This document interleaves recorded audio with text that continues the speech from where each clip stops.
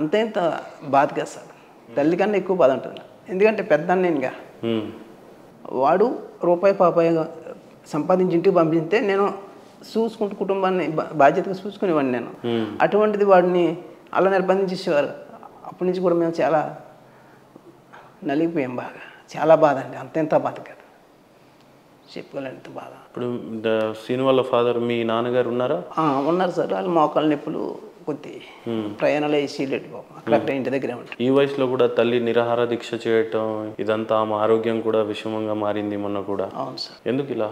తప్పదు కదా సార్, అమ్మ వెళ్తుంది కనీసం డైరెక్టర్ చూపించరు కదా, డైరెక్ట్ చూపించరు, అద్దాలు లోన్ ఉంచుతారు, వీళ్ళకేం సత్వరం కళ్ళు కనిపించు, ఓ ఫోన్ పెడతారు ఎడపెడ, ఫోన్ చేస్తే ఫోన్ సరిగ్గా వినబడదు, ఆరోగ్యం బాగోలేదా అని అర్జీ పెట్టినా కనీసం తల్లి కూడా చూపించిన పరిస్థితి, దౌర్భాగ్యమైన పరిస్థితి. ఇంకా అటువంటిప్పుడు అయ్యో నిరాహార దీక్ష చేసి ప్రాణాలైనా అర్పిస్తే నా కొడుకు అప్పుడైనా వస్తాడు నన్ను చూడటానికి అని చెప్పి బాధ చెప్పిన ఆ హృదయం అలా అనిపించింది సార్. నేను చనిపోయినాకైనా వస్తాడు కొడుకు నేను చచ్చినా కూడా కొడుకుని సాధించుకోవాలనుకుంది అనుకున్న తల్లి. మా అమ్మ అంత బాధపడి అమరనాథ. శ్రీనివాస్ బయట ఉన్నప్పుడు ఏం చదువులు చదువుకున్నాడు సుబ్బరాజు గారు? ఇంటర్ చదివాడు సార్. ఇంటర్ చదివాడు, కరెక్ట్గా అరెస్ట్ అయ్యే టైంకి ఇంటర్ చదివాడు.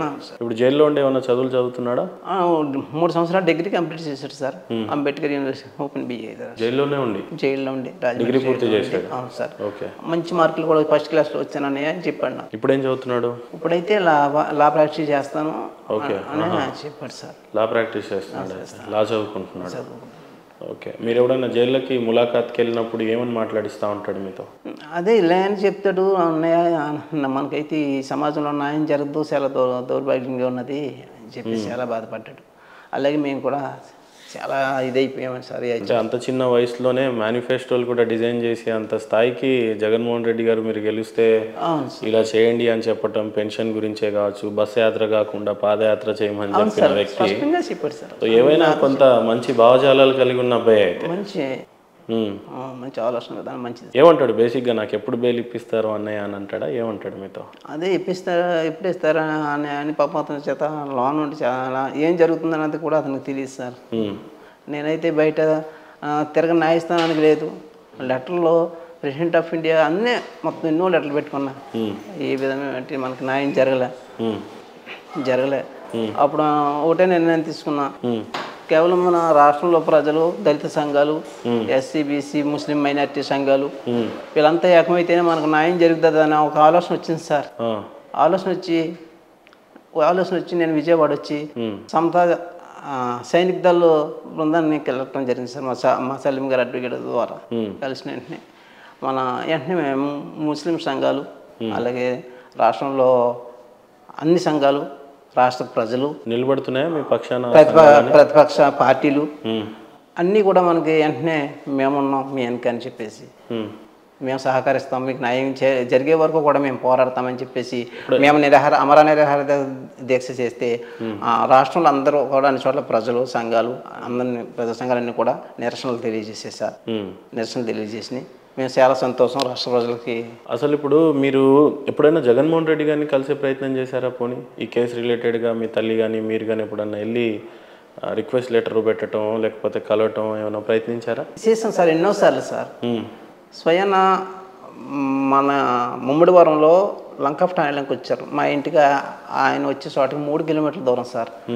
గౌరవప్రదంగా అమ్మ పుట్టవు నాన్న పుట్టవు వేయించి, అయ్యా క్షమాభిక్ష పెట్టండి, ఇదిగో మేము ముసలి వాళ్ళం అయిపోయాం, బతకలేకపోతున్నాం అని లెటర్ రాయించి పట్టుకెళ్దాం అనుకున్నాం సార్.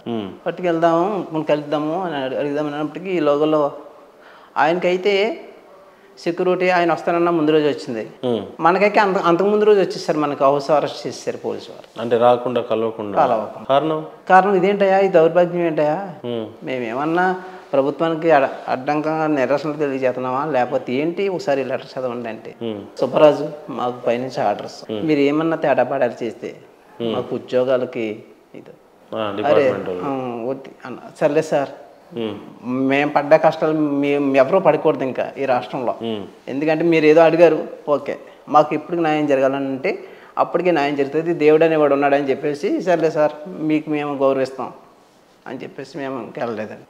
ఇంకా మళ్ళీ అమలాపురం, అలాగే అమలాపురం వెళ్దాం అనిపించుకుంటే అక్కడ ముమ్మడివరం పోలీస్ స్టేషన్లో ఎస్సీ గారు సుబ్బరాజు ఇక్కడ తప్పదయా నీకు అన్నాడు. సరే సార్ కూర్చుంటాంలే, ఇంకా మా కర్మ అలా కలిపింది అని చెప్పేసి అక్కడ ఉండి మళ్ళీ ఆయన ప్రయాణం ఏమైనా వచ్చి మమ్మల్ని ఇలా పంపించేసారు, వచ్చేసాం సార్ ఇంటికి. అసలు ఆ రోజు కోడి కత్తి అనేది నిజంగానే ఇన్వాల్వ్ అయిందా? ఆ కత్తి నిజంగానే కోసుకోవటం లాంటివి చిన్న బ్లడ్ శాంపుల్స్ లాగా మీడియాలో చాలా వైరల్ అయింది కదా ఆ రోజు. జగన్మోహన్ రెడ్డి గారి షోల్డర్ మీద, ఆ భుజం మీద కొంత రక్తం సింబల్ అయితే కనిపించింది. కత్తి యాక్చువల్లీ సీనుగుచ్చిందా లేకపోతే ఇంకెవరో జేబులో కూడా దొరికిందని ఏదో వినిపించింది. అసలు ఏంటి ఆ పర్టికులర్ ప్రాంతంలో జరిగిన సంఘటన ఏంటి? నేను వినడం ఏంటంటే, విషయం అయితే జగన్మోహన్ రెడ్డి గారికి జరిగింది దాడి, కోడికత్తి దాడి అని చెప్పారు. అది ఆ విషయం ఏంటంటే ఈ ఎయిర్పోర్ట్లో 12:30కి జరిగింది ఈ విషయం. అంటే నేను కోర్టుకి వెళ్ళాను సార్, అప్పుడు డిఎస్పీ గారు సాక్ష్యం చెప్పేటప్పుడు బయట విన్నా. ఇంటి అడుగుతారు కదా జడ్జి గారు, ఏం జరిగింది సార్ ఏంటంటే, అప్పుడు ఆయన ఏమన్నాడంటే, బొత్స సత్యనారాయణ మీరు ఈ సీను చేతిలో ఏం చూస్తారని అంటే 2 వాటర్ బాటిళ్ళు, ఒక ముద్దాత్ కప్పారము, ఒక ఏటీఎం కార్డు, 10 రూపాయల నోటు, చిన్న చెల్లు అతని చేతులు మేము హ్యాండ్ ఓవర్ చేసుకున్నాం సార్. మరి కోడికత్తి అంటే మీకు తెలుసా అని అడగడం జరిగింది. లేదు సార్ నాకు అంత ఐడియా లేదు అన్న. మరి కోడికత్తి ఎలా వస్తుందంటే, బొత్స సత్యనారాయణ మేనల్డు చల్లా శ్రీని గారు ఆయన 2 గంటల ప్రాంతంలో తెచ్చి ఇదే కత్తితో జగన్మోహన్ రెడ్డి గారిపై దాడి చేసేట్టు సీన్ అని ఇచ్చాడు సార్. అప్పుడు మేము తీసుకున్నాం ఆయన ద్వారా అనడం మాత్రం నేను విన్నాను సార్. అంటే అప్పుడు కత్తి లేదు దాడి జరిగేటప్పుడు అని చెప్పడం జరిగింది, అది విన్నా. అంటే ఆ కత్తి ఎక్కడి నుంచో సృష్టింపబడ్డదా అయితే తర్వాత? అంటే తర్వాత సృష్టించారు, ఏం జరిగింది అన్నది ఇది మనకి. మీకు ఎవరి మీద నమ్మకం ఉంది? జగన్మోహన్ రెడ్డి గారి మీద నమ్మకం ఉందా మీ తమ్ముడు బయటికి వస్తాడని? లేదా ప్రతిపక్ష నాయకుడు జగన్మోహన్ రెడ్డి గారిని ఏమన్నా చెప్తే, చంద్రబాబు నాయుడు గారు ఏమన్నా పోరాటం చేస్తే బయటికి వస్తాడని ఉందా? ఎలా ఉంది మీ మనసులో? ఏ భావజాలాలు ఎక్కువగా కదులుతూ ఉన్నాయి? ఇప్పటి వరకు నేనైతే తెలుసుకున్నది ఒకటే ఏంటంటే, రాజ్యాంగం ప్రకారంగా అయితే న్యాయం అంటే జరగదు. కేవలం నాకు న్యాయం ఎలా జరిగిందంటే, ప్రజా సంఘాలు, రాష్ట్రంలో ప్రజలు ఒక ఉమ్మడిగా కార్యాచరణ మొదలుపెట్టి న్యాయం జరగాలి, కోడికత్తి శ్రీనికి న్యాయం జరగాలి, వాళ్ళ కుటుంబానికి న్యాయం జరగాలని అందరూ కూడా ఒక తాటికి వచ్చి నిరసన తెలియజేసి రోడ్ల మీదకి ఎప్పుడైతే వచ్చారో అప్పుడు మాకు స్పందన అనిపించింది, కొద్దిగా స్పందన అనిపించింది. ఆ విధంగా అయితేనే మాకు న్యాయం జరిగింది తప్ప మనకు వైఎస్ఆర్ పార్టీ న్యాయం చేస్తుందా, అది చేస్తుందంటే నాకు అయితే నమ్మకం లేదు. జగన్మోహన్ రెడ్డి గారు ఏమన్నా సాయం చేస్తాడని నమ్మకం లేదు. ఇంకేముంది సార్, సాయం చేయాలంటే ఎప్పుడో చేయాలి, మా పరిస్థితులు అర్థం చేసుకుని.